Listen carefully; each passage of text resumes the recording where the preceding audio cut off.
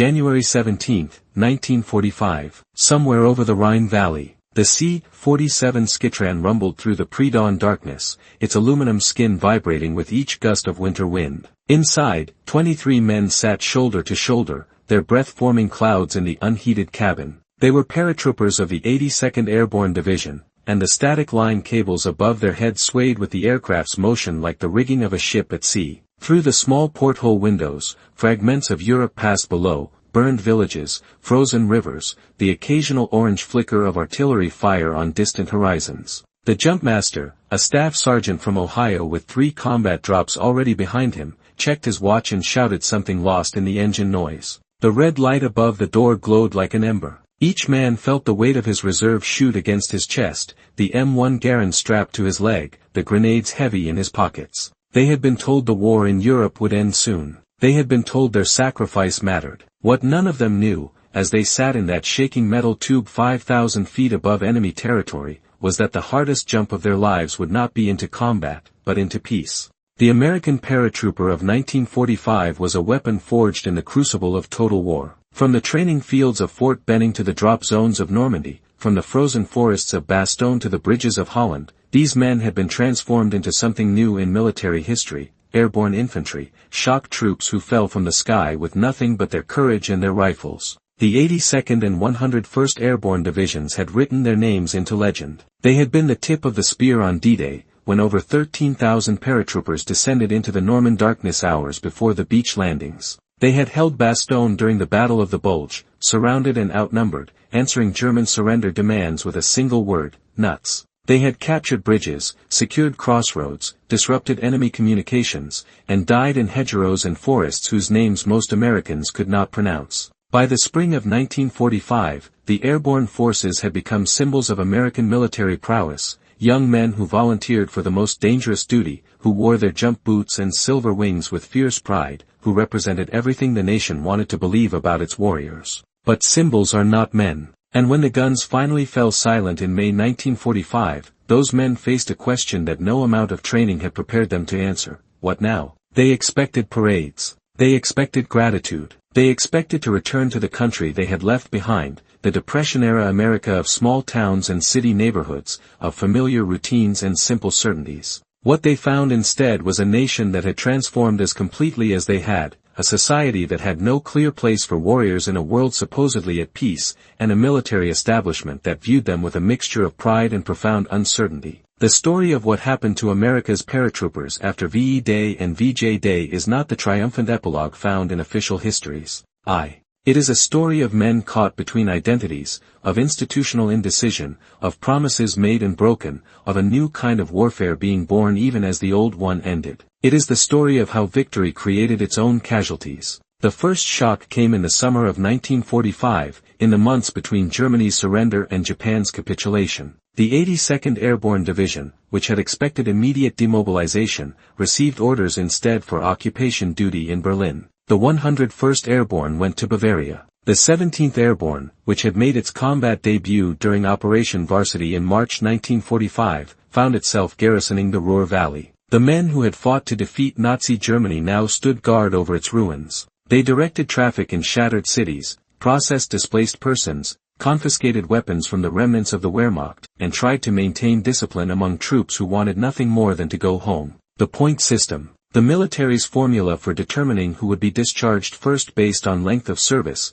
time overseas, combat decorations, and dependence, became an obsession. Men calculated their scores daily, argued over every point, watched with bitter envy as those with higher numbers received their orders. Those who remained felt abandoned, surplus to requirements, forgotten by a nation already moving on to peacetime concerns. The combat veteran, particularly the paratrooper, occupied an uncomfortable position in the immediate post-war military. The Army's senior leadership, dominated by conventional infantry and artillery officers, had never been entirely comfortable with airborne forces. The divisions were expensive to maintain, requiring specialized aircraft, training facilities, and equipment. Their tactical doctrine emphasized small unit initiative and aggressive action, traits that made them superb in combat but difficult to manage in garrison. General Matthew Ridgway, who had commanded the 82nd Airborne in combat and would later lead the 18 Airborne Corps, fought a constant bureaucratic battle to preserve the airborne's identity and resources.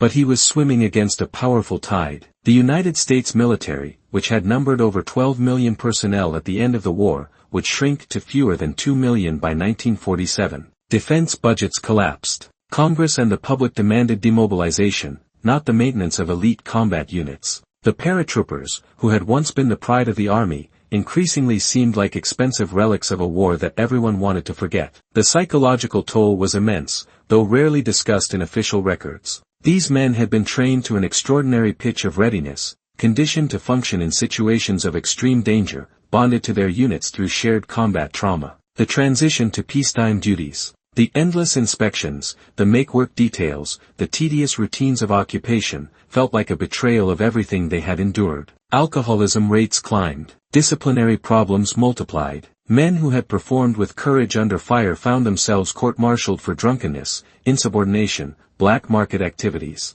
The Army's response was bureaucratic and punitive. Unit cohesion, which had been carefully nurtured through training in combat, dissolved as high-point men rotated home and were replaced by inexperienced troops who had never jumped from an aircraft or heard a shot fired in anger. By late 1945, many airborne units existed in name only, their rosters filled with occupation soldiers who wore the patch but not the spirit of the divisions they had supposedly joined. Then came the atomic bombs, and Japan's surrender in August 1945, and the illusion that American military power would never again require men to jump from airplanes into hostile territory. The Air Force, still part of the Army but aggressively pursuing independence, argued that strategic bombing and nuclear weapons had made conventional ground forces obsolete. Why maintain expensive airborne divisions when a single B-29 could deliver the equivalent of 15,000 tons of TNT? Why train men to seize bridges and airfields when future wars would be decided in minutes by missiles and bombers? The paratroopers, who had been at the cutting edge of military innovation just months earlier, suddenly seemed like cavalry officers in an age of tanks,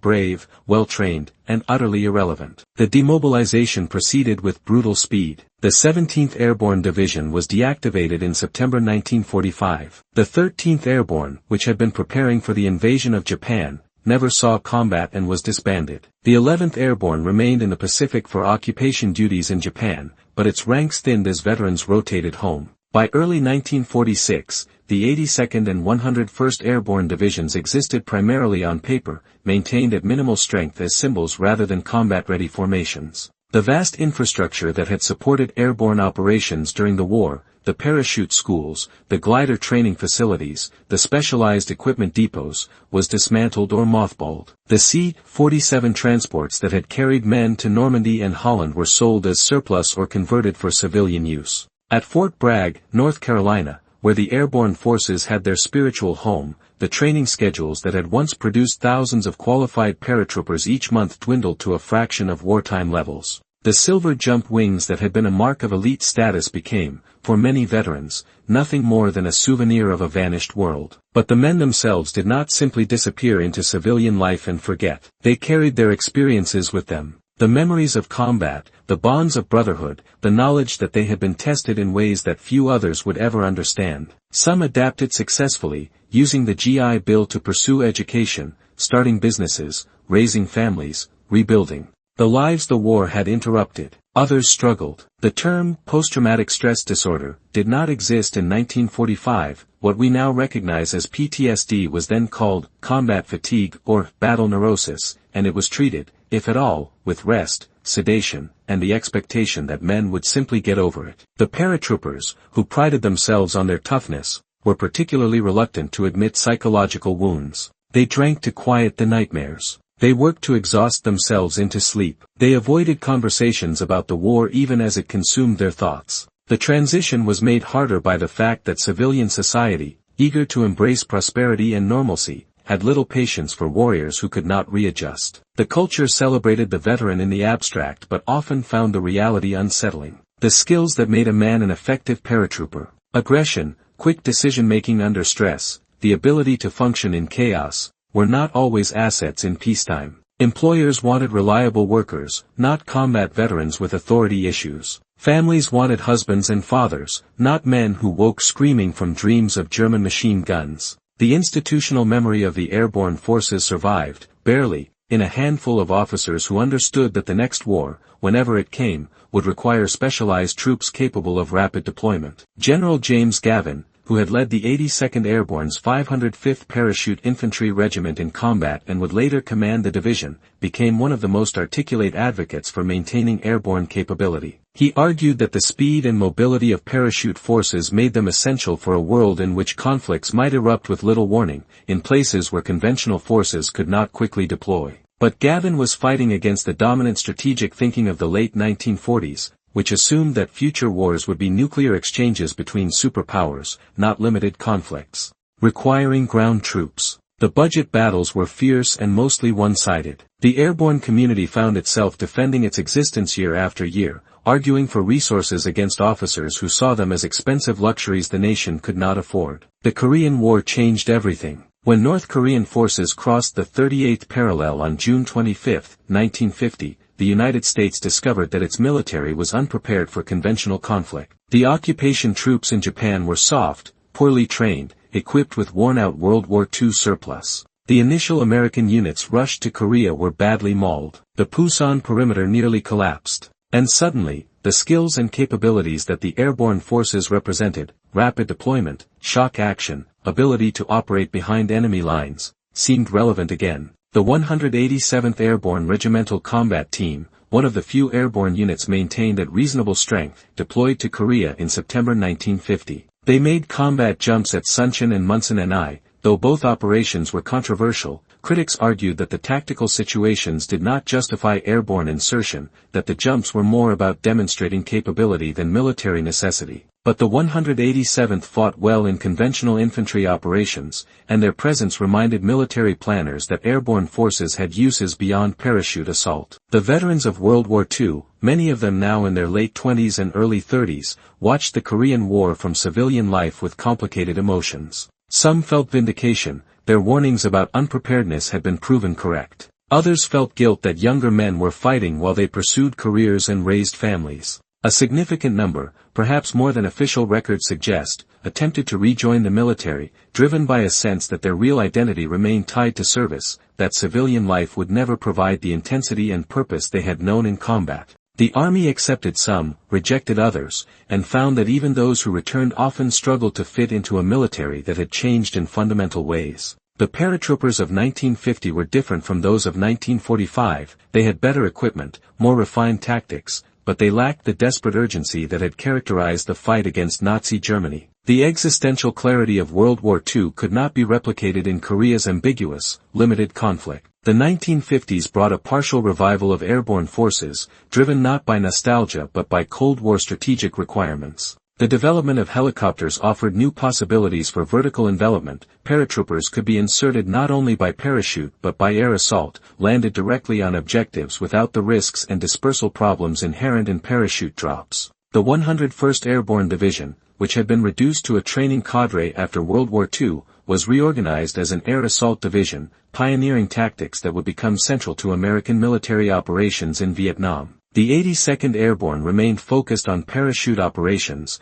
maintained at higher readiness levels as part of the Strategic Army Corps, a quick reaction force capable of deploying anywhere in the world within days. The paratroopers found a new mission, not the mass combat jumps of World War II, but small-scale interventions, crisis responses, demonstrations of American resolve in a world divided between nuclear superpowers. The symbolic object that came to represent this transformation was not a weapon or a piece of equipment, but a photograph. In the archives of the National Museum of the United States Army, there exists a black-and-white image taken in June 1946 at Camp Lucky Strike, a redeployment camp in France where soldiers waited for transport home. It shows a group of 82nd Airborne paratroopers, still in their combat uniforms, sitting on their duffel bags outside a mess tent. They are not smiling. Their faces show exhaustion, impatience, a kind of hollow-eyed distance. One man in the foreground holds a mess kit, picking at food without apparent interest. Another stares directly at the camera with an expression that might be anger or might be nothing at all, the emotional flatness that comes from seeing too much. The photograph was never widely published. It did not fit the triumphant narrative that Americans wanted to see. But for those who study the history of the airborne forces, it captures a truth that official records often obscure. victory did not bring closure, and coming home was not a simple return to the past. The evidence of what the paratroopers experienced after the war comes from scattered sources, letters, diaries, oral histories recorded decades later, VA medical records, unit histories that occasionally permit glimpses beyond the official narrative. One former sergeant of the 101st Airborne, interviewed in the 1980s for a Vietnam-era study of combat veterans, described the summer of 1945 in Bavaria. "We'd been told we were heroes. We'd been told the country was grateful, but mainly we sat around waiting for orders that never came, or came too slow, or made no sense. The war was over but we were still there, still in uniform, still being told what to do by officers who hadn't jumped on D-Day and didn't understand what we'd been through. A lot of guys just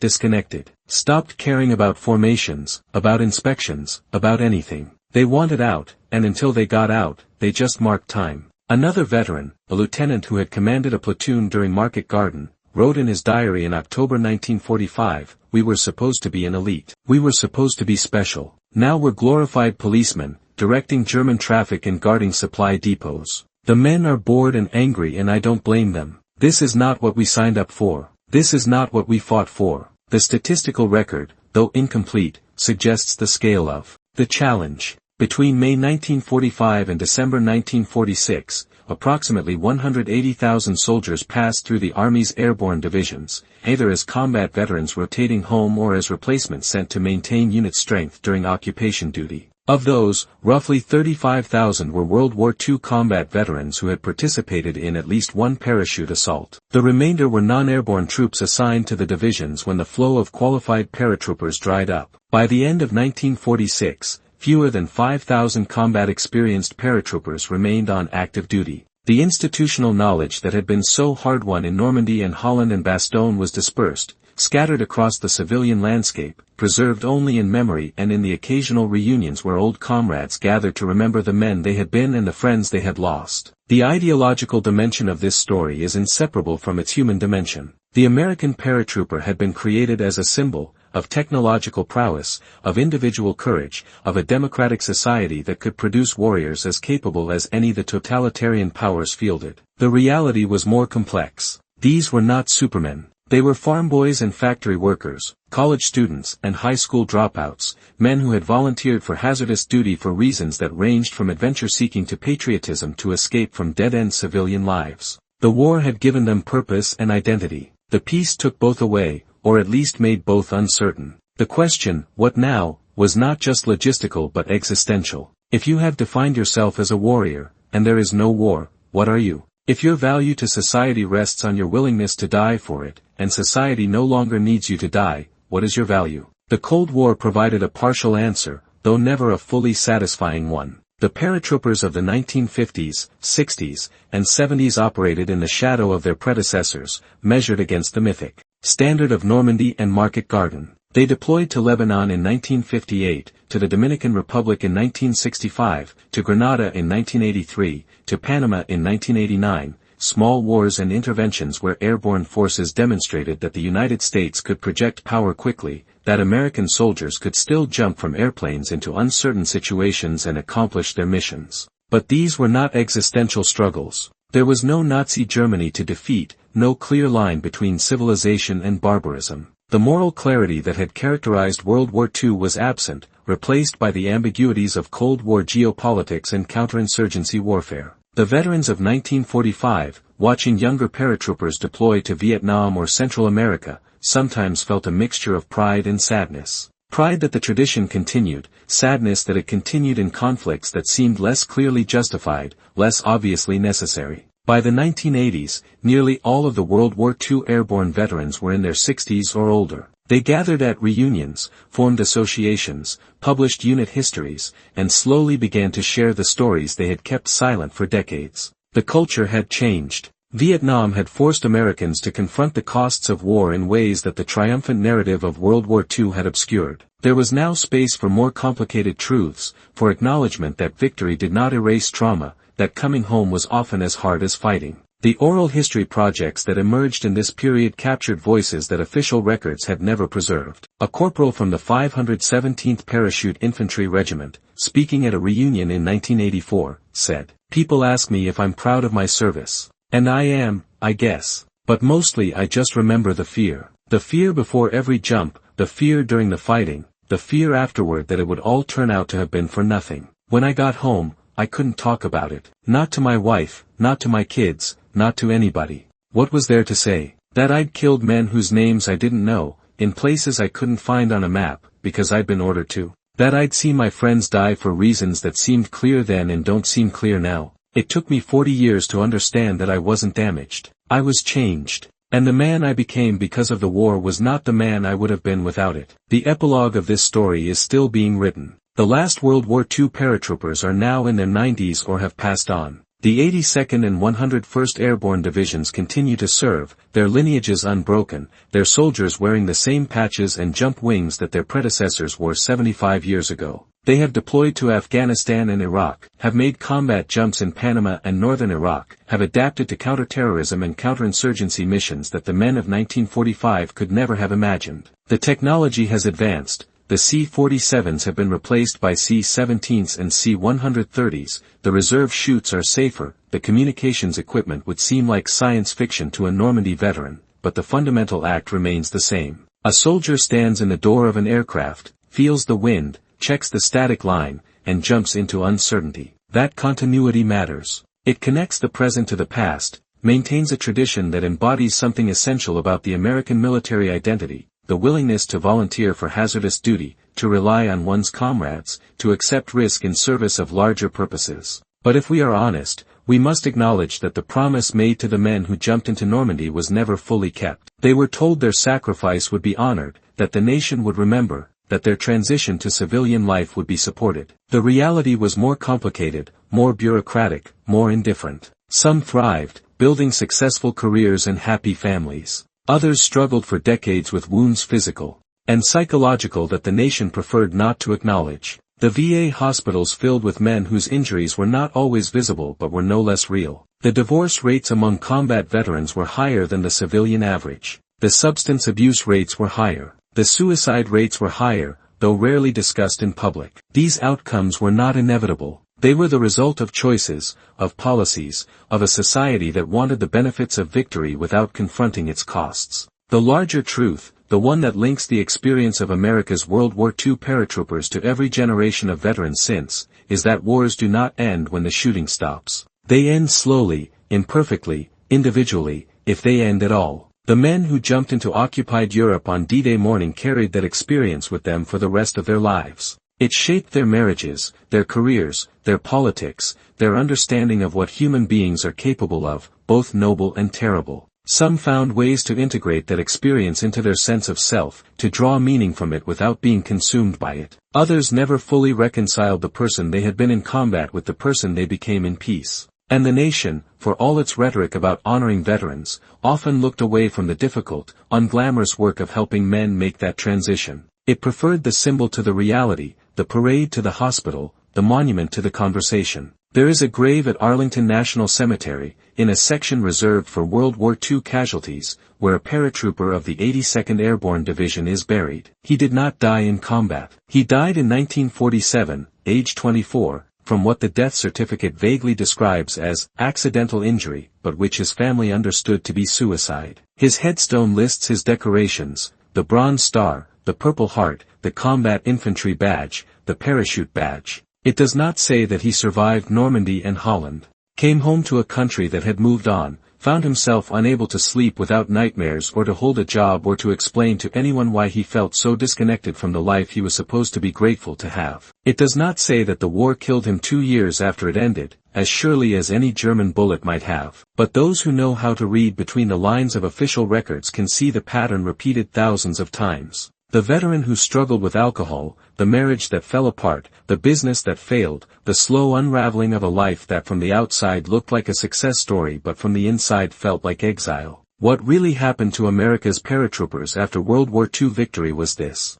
They discovered that courage in battle does not necessarily translate to success in peace, that the nation's gratitude is often abstract and short-lived, that the bonds formed in combat cannot be replicated in civilian life, and that coming home can be the hardest mission of all. They learned that victory creates its own casualties, that survival is not the same as healing, and that the war they thought they had left behind in Europe would accompany them, in memory and in dreams, for the rest of their lives. Some found ways to carry that burden with grace. Others were crushed by it, and the nation, which had asked them to jump from airplanes into darkness, to risk everything for an idea, owed them better than it gave. Not just parades and medals, but genuine understanding, sustained support, and the acknowledgement that the costs of war extend far beyond the battlefield. That debt remains unpaid, and until we confront it honestly, until we recognize that taking care of veterans means more than thanking them for their service, we will continue to fail the men and women who wear the uniform, just as we failed those young paratroopers who jumped into Normandy and came home to find that victory was not an ending but a beginning of a different kind of struggle, one they would fight, often alone, for the rest of their lives.